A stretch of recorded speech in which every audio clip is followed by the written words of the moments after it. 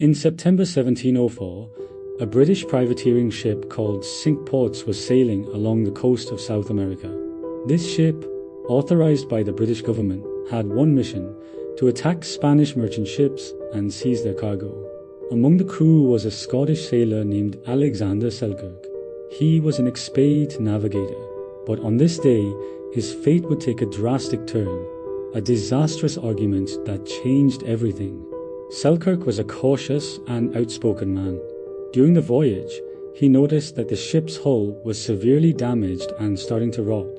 He believed that if they continued sailing without repairs, the ship would sink in the middle of the ocean. He repeatedly warned Captain Thomas Stradling, urging him to dock at the nearest land and fix the ship. But instead of listening, Stradling grew increasingly irritated. The arguments between the two became more and more heated until, finally, Stradling made a ruthless decision. He ordered his crew to abandon Selkirk on an uninhabited island, leaving him to fend for himself. The island was 650 kilometers, 400 miles, off the coast of Chile, part of the Juan Fernandez archipelago. It was a remote and isolated place, rarely visited by any passing ships. A few belongings, a life-altering ordeal. As Selkirk stood on the beach, watching his ship disappear into the horizon, his heart pounded with anger and fear. He was certain that they would regret their decision. But what he didn't know was that this wouldn't just be a few days of waiting for rescue. He would be stranded here for 28 years. The only items he had with him were a knife dagger, a flint and steel for making fire, a few clothes t-shirt, a wooden spoon, a Bible open book. At first, he clung to the hope that another ship would come to rescue him soon. But as the days passed, no sails appeared on the horizon. He was completely alone. From fear to survival, learning to live on the island. The first few weeks were pure terror and regret. This island had no houses, no tools, no weapons, and no signs of civilization. At night, the howls of wild animals echoed through the jungle, and the cold ocean winds made him shiver. He had no shelter, no fire, and no idea how he would survive. He sat on the shore, staring at the endless sea, wondering if he had made a terrible mistake by questioning the captain. Then, one day, reality hit him. If he didn't act, he would die. Finding food, Meat's own wild goats roamed the island, left behind by early Spanish explorers. They became his main source of meat. Fish, shellfish, and crabs were abundant along the coastline, and he learned how to catch them with his bare hands. Herb fruits and wild plants. He found edible wild grapes, chili peppers, and cabbage-like plants that helped keep him nourished, making tools and shelter. Fire, he used flint and steel to make fire, which helped him cook food and stay warm at night. Kitchen knife, he sharpened stones into primitive knives and spears for hunting and protection. Camping, at first, he slept in a cave, but later, he built a small wooden hut from tree branches, leaves, and animal skins. Overcoming loneliness.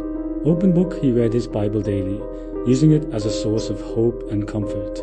Goat, he tamed a few wild goats, gave them names, and even talked to them to ease his loneliness. Mantelpiece clock, he created a daily routine, dividing his time between hunting, repairing his shelter, and observing the stars. Slowly but surely, he adapted to his new world.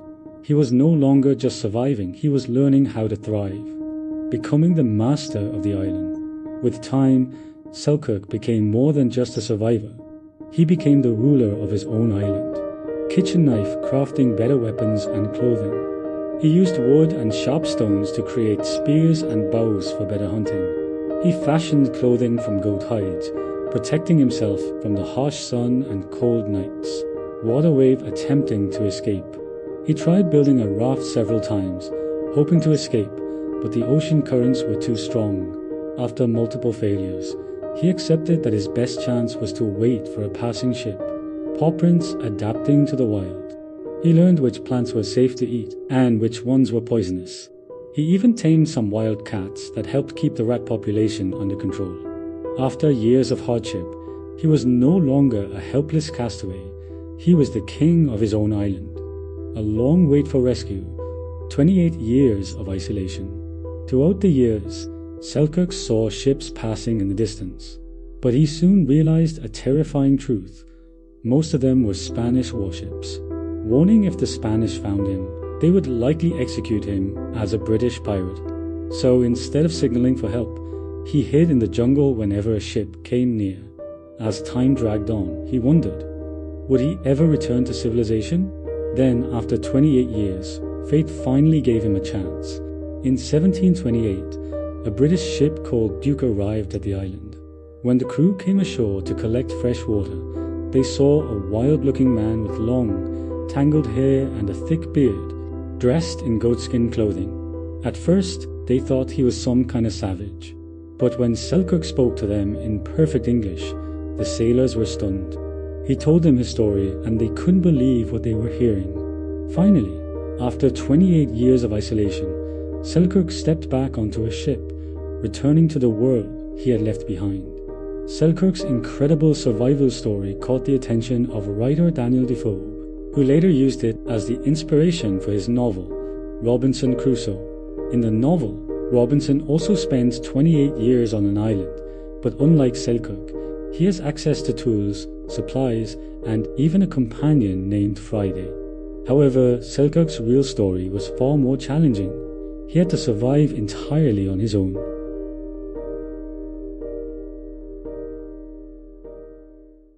Alexander Selkirk's story teaches us that White Heavy Checkpoint survival isn't just about food.